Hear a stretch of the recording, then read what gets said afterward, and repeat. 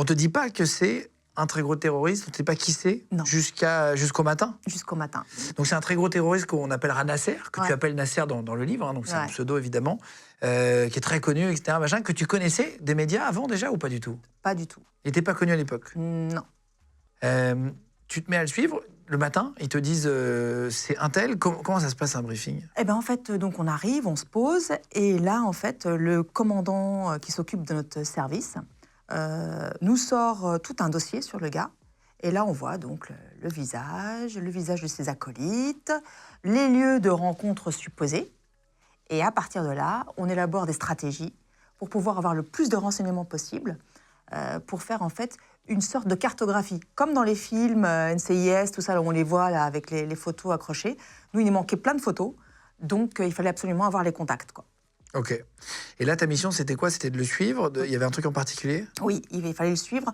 Et en fait, c'est en jouant la carte de la femme, ils ont bien joué. C'est-à-dire qu'en fait, ils ne se rendent pas compte. En fait, il n'était pas aguerri à ça. C'était la première fois. Je pense qu'eux-mêmes ne savaient pas que ça pouvait exister. Et donc, du coup, j'étais beaucoup sollicitée, puisqu'il fallait être derrière son dos un long moment, 18 mois, quoi. Putain. Et tu le suis pendant 18 mois? Ouais. Là, tu rentres plus chez toi, si, quand même. Ah, très rarement. C'est vrai? Très rarement. Et quand je rentre, je suis épuisée. En fait, je rentre pour payer mes factures. Mon chat, c'est mon frère qui s'en occupe. J'ai plus d'amis. J'en suis à un point où maintenant, avec du recul, je me suis rendu compte que toute cette période-là, je ne sais pas quel film est sorti, quelle musique passait.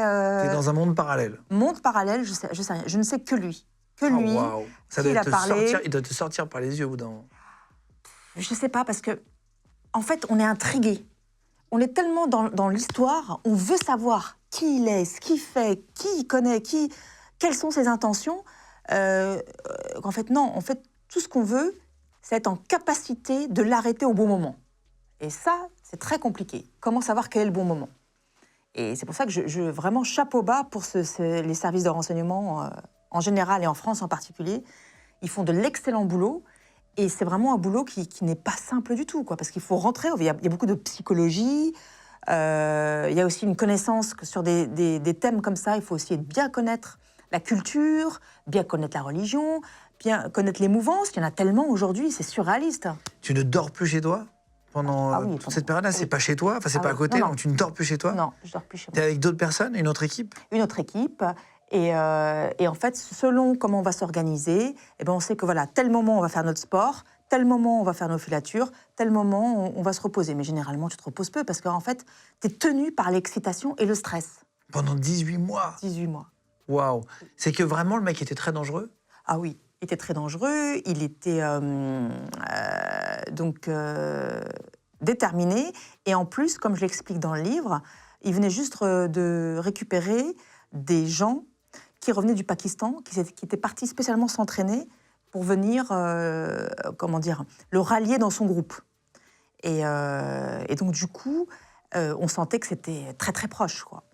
Et avoir cette pression-là aussi, c'est vraiment très difficile à gérer, quoi. Vraiment, hein. Il faut prendre sur soi, il faut, profiter des moments où on peut se détendre un peu avec les collègues. On y arrive, mais c'est un peu dur. Et surtout, tes collègues deviennent une famille. Parce que tu n'as pas le choix, de toute façon. Même avec intérêt celui... à t'entendre bien avec les gars et quitter. Hein. Ah, mais là, c'est clair et net. C'est-à-dire que même si on a des divergences d'opinion, tout ce que tu veux, là, on est une famille, un groupe. On doit être à la vie et à la mort, hein, parce qu'on doit être en capacité de pouvoir réagir pour sauver le collègue. Tu le suis jusqu'à où, le terroriste? C'est-à-dire, tu arrives à être physiquement, à un moment donné, tu es collé à lui, genre tu fais la queue derrière lui, ça va jusqu'à où? Ah, mais en fait, t'es son ombre. Moi, j'étais son ombre. Mais il te reconnaît pas au bout d'un moment? Non, parce que c'était quelqu'un qui était un peu lunaire, qui était dans ses objectifs ou dans son rêve ultime. Il y a des gens... En fait, on s'imagine les terroristes, des mecs, le sanguinaire, hyper aguerri. Et parfois, on en a qui sont complètement lunaires, quoi. Ils sont dans leur truc, il a un projet, il est dedans. Et le truc, c'est que nous, on s'est fait toper parce que ce sont les gens qui sont revenus du Pakistan qui nous ont captés, en fait. Ça aurait été lui, je pense qu'on aurait pu encore le filocher un petit moment.